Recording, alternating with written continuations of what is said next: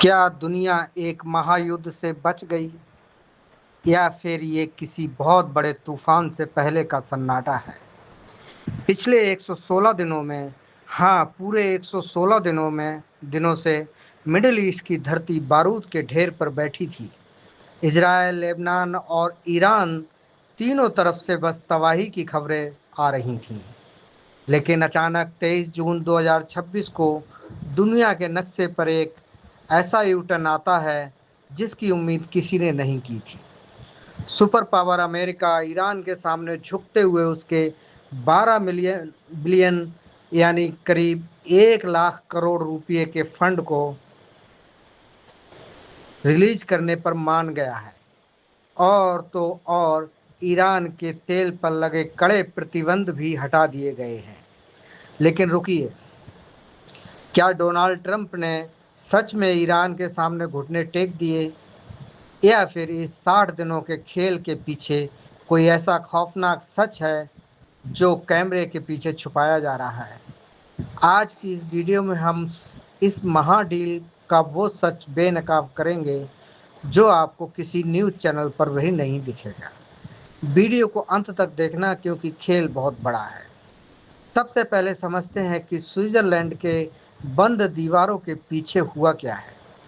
असल में अमेरिका और ईरान के बीच एक गिव एंड टेक यानी लेन देन का खेल हुआ है, जिसका टाइमर सेट किया गया है सिर्फ 60 दिनों के लिए, यानी 21 अगस्त 2026 तक।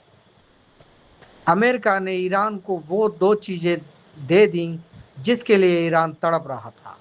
पहला, ईरान के कच्चे तेल, क्रूड ऑयल और पेट्रोकेमिकल्स बेचने पर लगी पाबंदी हटा दी।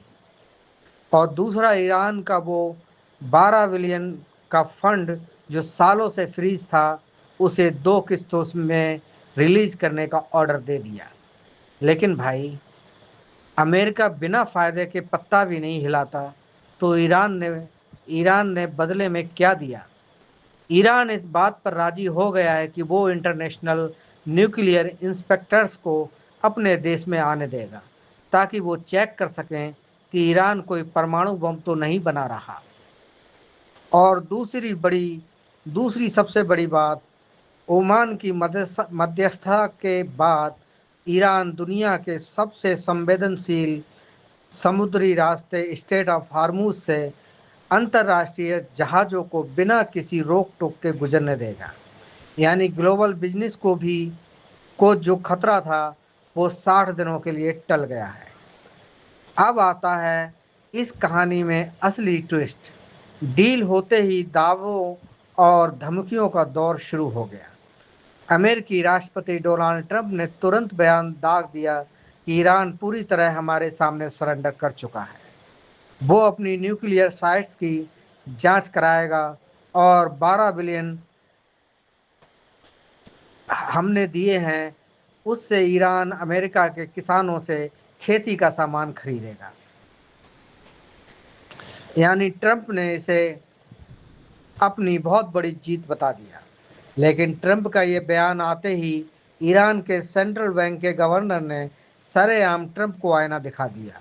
उन्होंने साफ कह दिया कि सुनो मिस्टर ट्रंप, हमारी कोई मजबूरी नहीं है कि हम अमेरिका से कुछ भी खरीदें।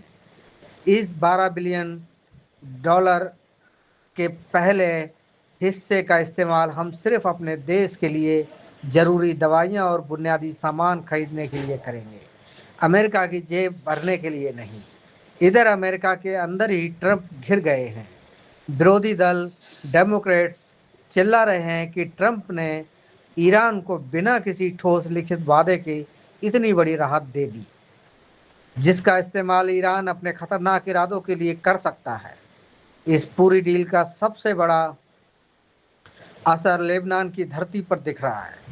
ईरान ने साफ कह दिया था कि जब तक लेबनान में सीज फायर नहीं होगा, अमेरिका से कोई बात नहीं होगी। नतीजा, मार्च के बाद पहली बार ऐसा हुआ है कि लेबनान के आसमान में एक भी हवाई हमला दर्ज नहीं हुआ। सन्नाटा तो है, लेकिन शांति नहीं, बल्कि बारूद की गंध है। क्यों?